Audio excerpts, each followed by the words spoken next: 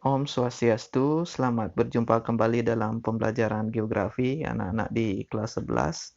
Nah, hari ini kita akan membahas dan memulai langsung bab pertama dari pembelajaran geografi di kelas 11, yaitu Indonesia sebagai poros maritim dunia. Nah, yang menjadi tujuan pembelajaran kalian pada bab ini yaitu ada 4 hal, ini dia. Kemudian ada pokok bahasan yang kita pelajari, yaitu ada 3 hal, yaitu lokasi kepulauan Indonesia, perkembangan jalur laut di Indonesia, kemudian potensi dan pengelolaan sumber daya kelautan di Indonesia. Nah, kita akan langsung membahas 3 hal hari ini, yaitu mengenai lokasi, luas, dan batas dari negara kita. Nah, yang pertama, kita akan mempelajari atau membahas mengenai letak atau lokasi dari Indonesia. Nah, jika kita mendengar kata lokasi, sudah tentu kita mengingat ada 2 konsep lokasi yang ilmu geografi miliki. Yang pertama adalah lokasi absolut, yang kedua adalah lokasi relatif. Nah, lokasi absolut berkaitan dengan lokasi atau letak astronomis, di mana letak astronomis tersebut merupakan letak suatu negara atau wilayah berdasarkan garis lintang dan garis bujur. Nah, letak negara kita berdasarkan lintangnya ada di 6 derajat lintang utara sampai dengan 11 derajat lintang selatan. Nah, berarti ujung paling utara Indonesia ada di 6 derajat lintang utara, sedangkan ujung paling selatan negara kita ada di 11 derajat lintang selatan.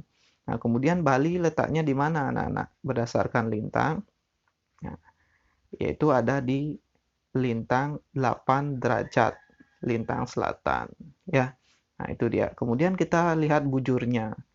Nah, karena letak Indonesia berada di belahan bumi bagian timur, maka bujurnya bujur timur. Ya, jadi 95 derajat bujur timur sampai 141 derajat bujur timur. Itu anak-anak. Nah, perlu Pak kasih tahu, ya, 1 derajat itu sama dengan 111 km. Jadi kalian dapat melihat berapa nanti luas wilayah Indonesia ya berdasarkan derajatnya. Nah, kemudian ada namanya lokasi relatif. Nah, lokasi relatif itu ada 3, ada lokasi geografi, ada lokasi geologi, dan lokasi geomorfologi.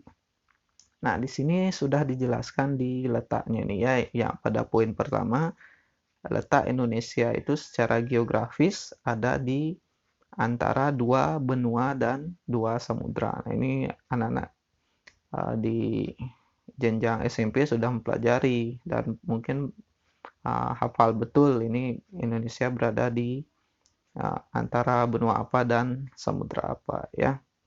Nah, kalau misalnya rumah kalian juga letaknya di antara rumah siapa itu bisa juga dicarikan, itu namanya letak geografis. Misalnya rumah Pak terletak di antara rumahnya Pak Kapri dan Pak Kade gitu. Nah, itu letak geografis namanya. Atau kalian juga bisa misalnya mencari salah satu minimart. Nah, minimart itu letak misalnya di samping barbershop. Nah, nanti kalian sebutkan minimart tersebut letak di utara atau selatan barbershop. Itu namanya letak geografis. Nah, kemudian yang kedua dari letak relatif itu tadi yang pertama kan letak geografis, letak geologi, dan letak geomorfologis. Kemudian letak yang kedua dari Indonesia secara relatif ya. Nah, kita berada di pertemuan 3 lempeng dunia. Ada Eurasia, ada Indo-Australia, dan lempeng Pasifik. Nah, pertemuan 3 lempeng ini membuat kita kaya akan apa? Ya, betul, barang tambang. Kemudian kita banyak punya gunung api di Indonesia. Kemudian apa ya? Dampak negatifnya kita juga punya dari pertemuan 3 lempeng tersebut. Indonesia sering terjadi gempa bumi, ya betul sekali. Nah, kemudian yang ketiga adalah letak relatif, yaitu letak geomorfologi. Geomorfologi itu artinya morfo itu artinya bentuk anak-anak. Jadi bentuk negara kita adalah apa? Ya, betul, kepulauan. Kemudian ada uh, daratan. Kalau di Bali misalnya geomorfologinya kayak apa sih? Nah, Bali itu terbagi menjadi dua, ada Bali Utara, bagian utara, dan Bali bagian selatan. Nah, itu dipisahkan oleh jalur perbukitan dan pegunungan, anak-anak. Mulai dari timur itu ada Gunung Agung, kemudian Gunung Abang, Gunung Batur, kemudian semakin ke barat Batu Kau. Nah, itu namanya letak geomorfologi atau dilihat dari bentuk muka bumi gitu ya. Nah, itu dia anak-anak letak Indonesia ya, ada dua ya tadi, absolut dan relatif. Absolut itu astronomis, kemudian relatifnya itu ada tiga tadi, letak geologis, geografis, dan geomorfologi itu ya. Nah, nanti mungkin di tugasnya juga Pak akan berikan, tentukan misalnya letak desa atau letak kecamatan kalian. Nanti cari jenis-jenis letak atau letak geografis tadi, silakan dicari ya. Kemudian kita beranjak pada luas, anak-anak. Luas. Kalau mendengar kata luas berarti satuannya persegi ya, biasanya persegi. Nah, luas Indonesia itu berdasarkan data yang Pak peroleh adalah 8,3 juta kilometer.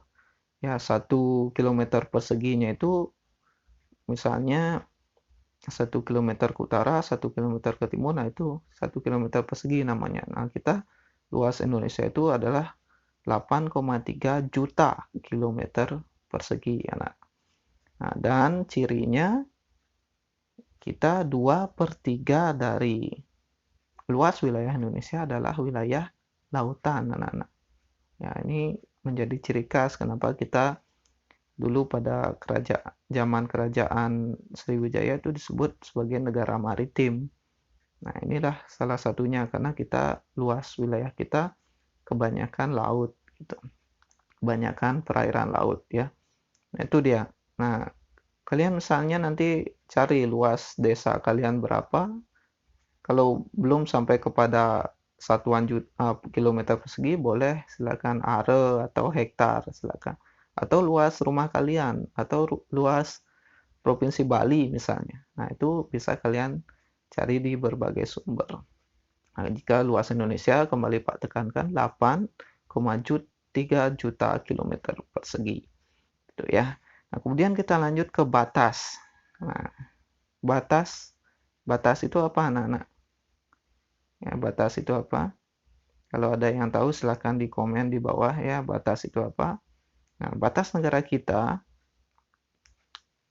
tentunya kita melihat 4 aja dulu ya, 4 arah mata angin aja. Di utara kita berbatasan atau Indonesia berbatasan dengan Malaysia, Singapura, Thailand, Vietnam, dan Filipina. Itu ya. Kemudian di bagian barat kita berbatasan dengan Samudra Hindia dan Laut Andaman. Di bagian timur kita berbatasan dengan Papua Nugini. Di bagian selatan kita berbatasan dengan Timor Leste, Australia, dan Samudra Hindia. Nah, itu batas-batas dari wilayah Indonesia, atau kata lainnya tetangga kita ya, ini negara-negara ini dan wilayah-wilayah yang Pak sebutkan tadi gitu. Kalau misalnya batas rumah kalian bisa dicari. Kemudian batas wilayah Provinsi Bali atau Kabupaten Gianyar atau Klungkung itu bisa dicari. Misalnya Provinsi Bali ya, batas di utaranya apa? Betul, Laut Bali. Kemudian di timur ada Selat Lombok, kemudian Pulau Lombok, di barat ada Selat Bali dan Pulau Jawa gitu ya. Kemudian di selatan Bali apa? Ada yang tahu? Ya, betul, Samudra Hindia dan benua Australia ya. Nah, itu dia anak-anak. Materi kita pada kali ini cukup waktu kira-kira 10 menit, kemudian materi di bawah juga kalian bisa pelajari ya.